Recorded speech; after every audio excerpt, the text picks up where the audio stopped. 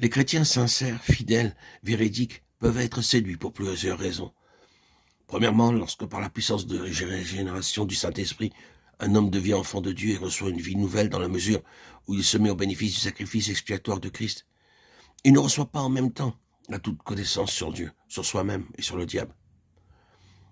Deuxièmement, son intelligence, sa pensée, qui est naturellement obscurcie de ténèbres, Éphésiens 4, 18, et aveuglée par Satan, 2 Corinthiens 14, 4, n'est renouvelée que dans la mesure où la lumière y pénètre, donc dans la mesure où l'homme s'approprie la lumière.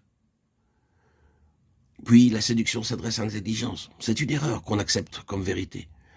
La séduction se greffe donc sur l'ignorance. Ce n'est pas affaire de moralité. C'est pourquoi le chrétien sincère et fidèle dans la mesure de connaissance qu'il s'est assimilé est toujours accessible à la séduction dans le domaine de ce qu'il ignore.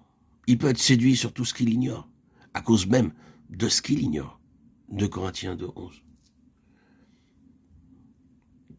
Cinquièmement, la pensée que Dieu garde de la séduction, le chrétien sincère et fidèle, est en soi une séduction, parce qu'elle empêche l'homme d'être sur ses gardes et ne tient pas compte des conditions à remplir pour que Dieu puisse garder et agir.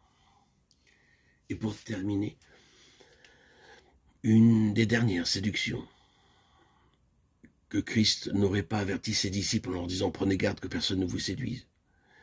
S'il n'y avait pas eu danger de séduction, et si Dieu s'était chargé de garder les siens, qu'ils fussent ou non sur leur garde, qu'ils connussent ou non le danger. À savoir que la séduction est possible garde l'intelligence ouverte à la lumière de la vérité.